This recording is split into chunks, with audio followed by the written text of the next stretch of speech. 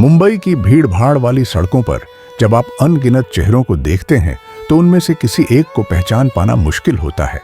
लेकिन यही भीड़ किसी दिन दुनिया के सबसे बड़े उद्योगपति को जन्म देती है। तो सोचिए उस किस्मत की ताकत कितनी बड़ी होगी। और ऐसी ही ताकत का नाम है मुकेश अंबानी, जिनकी कहानी की शुरुआत किसी आलीशान बंगले से नहीं बल्कि एक साधारण किराए के मकान से हुई थी, जहां न तो ऐसी था, न कार थी और न ही कोई नौकर चाकर। बस था एक छोटा सा परिवार और एक बड़ा सपना। उनके पिता धीरू भाई अंबानी का सपना, जो पेट्रोल पंप पर नौकरी से शुरू होकर रिलायंस जैसे साम्राज्य तक पहुंचा। लेकिन उस मंजिल तक पहुंचना आसान नहीं था। बचपन में मुकेश को साधारण स्कूल में पढ़ना पड़ा।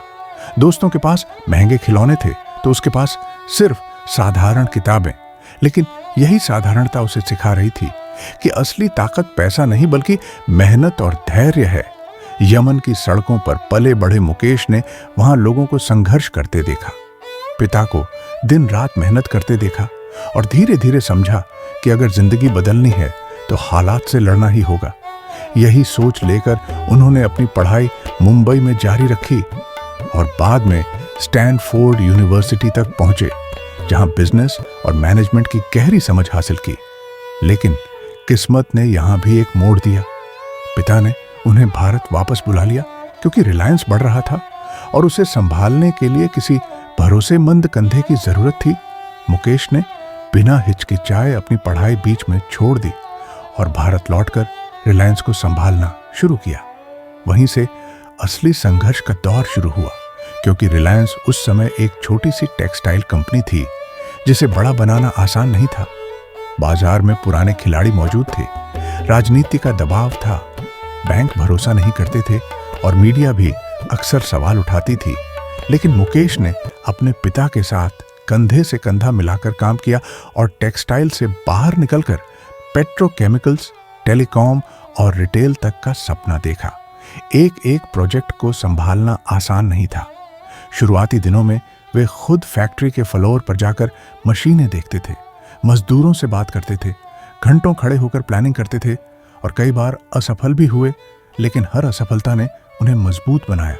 1990 के दशक में जब भारत में उदारीकरण आया तो मुकेश ने इसका फायदा उठाया और रिलायंस को एक नई ऊंचाई तक पहुंचा दिया। लेकिन सबसे बड़ी चुनौती तब आई जब धीरू भाई अंबानी का देहांत हुआ और कंपनी को संभालने की जिम्मेदारी पूरी तरह मुकेश और उनके छोटे भाई अनिल के कंधों पर आ गई। यहां से शुरू हुआ पारिवारिक विवाद, मीडिया में चर्चाएं, कोर्ट केस और रिश्तों की कड़वाहट। लेकिन मुकेश ने हार नहीं मानी। उन्होंने रिलायंस इंडस्ट्रीज को अपने हिस्से में रखा और उसमें नए सपनों को पंख दिए। पेट्रोकेमिकल्स और ओनेल रिफाइनिंग से लेकर दुनिया की सबसे बड़ी रिफाइनरी जामनगर बनाने तक का सफर आसान नहीं था। कई बार सरकारों के साथ टकराव हुआ, कई बार निवेशक पीछे हटे, लेकिन मुकेश ने हर मुश्किल का हल निकाला और फिर आया वो द्वार जिसने पूरे भारत को हिला दिया।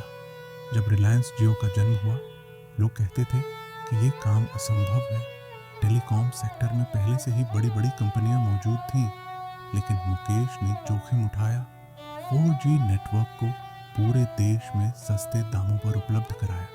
मुफ्त इंटरनेट और कॉलिंग ने पूरे भारत को डिजिटल बना दिया। रातों रात टेलीकॉम कंपनियां हिल गईं। लाखों लोग जो पहले इंटरनेट का नाम तक नहीं जानते थे, वे अब यूट्यूब, व्हाट्सएप और फेसबुक पर जुड़ गए। और यही जियो क्रांति ने भारत की तस्वीर बदल दी। इसके पीछे छुपा संघर्ष था, अनगिनत रातों की मेहनत, अनगिनत मीटिंग्स और एक विजन कि भारत को डिजिटल पावर बनाना है।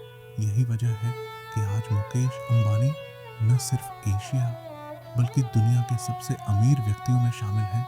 लेकिन उनकी कहानी सिर्फ अमीरी की नहीं बल्कि त्याग की भी है। उन्होंने साधारण बचपन जिया, पिता की कठिनाइयां देखी, भाई के साथ रिश्तों की कड़वाहट झेली, मीडिया की आलोचना सही, सरकारों के दबाव झेले, लेकिन कभी हार नहीं मानी। हर बार गिरकर उठे, हर बार टूटी उम्मीद को फिर से जोड़ा। और यही वजह है कि आज जब लोग उनका नाम लेते हैं तो सिर्फ एक अरबपति नहीं बल्कि एक जज्बे का नाम लेते हैं। उनकी जिंदगी हमें ये सिखाती है कि चाहे हालात कितने भी कठिन क्यों न हो, अगर इरादा पक्का हो तो एक साधारण लड़का भी अरबपति बन सकता है। और यही है मुकेश अंबानी की असली स्ट्रगल स्टोरी। एक ऐसी कहानी जो हमें यह समझाती है कि सपनों का पीछा करने के लिए पैसे की नहीं बल्कि हिम्मत और विश्वास की ज़रूरत होती है। और यही हिम्मत और विश्वास ने एक साधारण बच्चे को दुनिया का सबसे बड़ा उद्योगपति बना दिया।